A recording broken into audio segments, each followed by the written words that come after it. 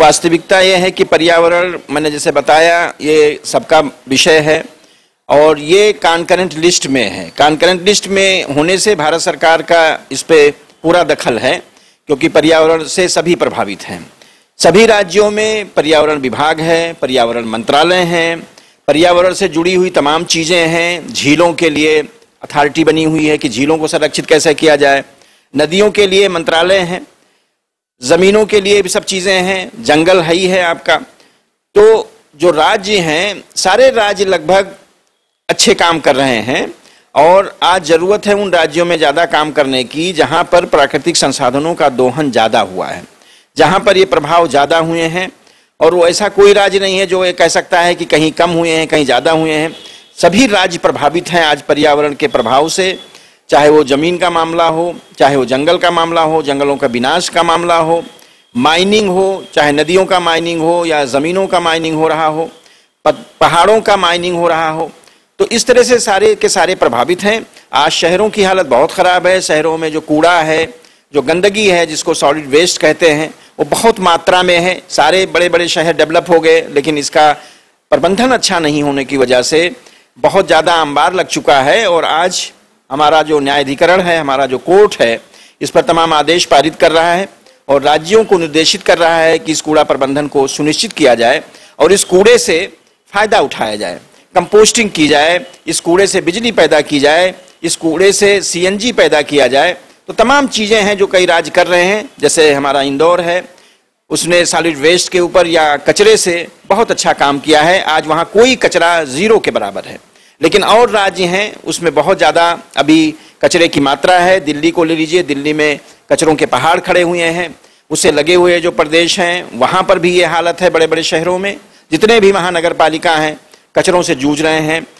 शहरों के अंदर से जो सीवेज होता है, जो गंदा पानी है जो घरों से निकलता है, इंडस्ट्री को छोड़ दीजिए, उस पानी के भी ट्रीटमेंट के लिए अभी समुचित व्यवस्था पूरे कहीं भी किसी शहर में है, कहीं किसी शहर में नहीं है। सीधे सीधे वो नदियों में जाता है, झीलों में जाता है और उसको प्रदूषित करता है। देखिए, कानून बन चुके हैं कि कोई भी विकास होगा, चाहे वो रोड कंस्ट्रक्शन हो, पहाड़ भी विकास के हकदार हैं, वहाँ भी विकास होना चाहिए। लेकिन पहले ऐसे कानून नहीं थे कि पर्यावरण का आकलन किया जाए अगर कोई परियोजना लागू होती है। तो उसकी वजह से क्या होता था कि रोड कंस्ट्रक्शन शुरू हो जाता था।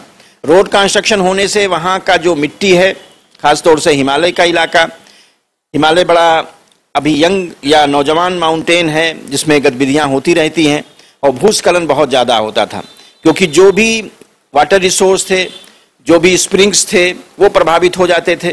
तो इसलिए अभी पर्यावरण आकलन को लागू कर दिया गया है देश में और उसकी वजह से जो भी पर्यावरण के प्रभाव होंगे, पॉजिटिव और निगेटिव, यानी जो भी धनात्मक और ऋणात्मक प्रभाव होंगे, ऋणात्मक प्रभाव को दूर करने के लिए तमाम उपाय किए जाएंगे और उस उपाय के बाद ये प्रभाव कम हो जाएंगे।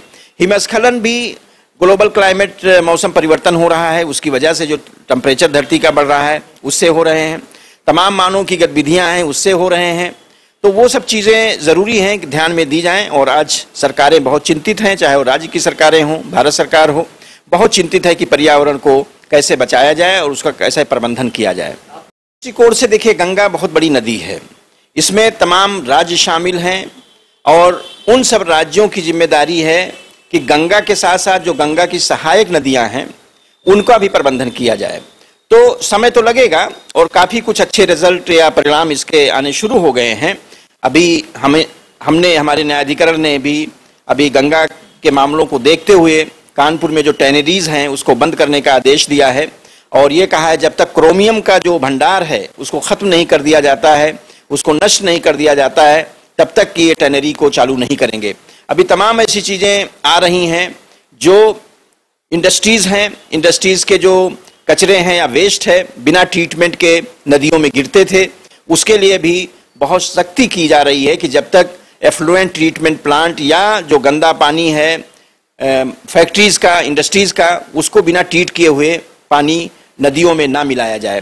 तो अभी कुछ काफ़ी काम हो रहा है और अभी बहुत काम करने की ज़रूरत है क्योंकि बहुत बड़ी परियोजना है, लेकिन काफ़ी कुछ परिवर्तन हो रहा है।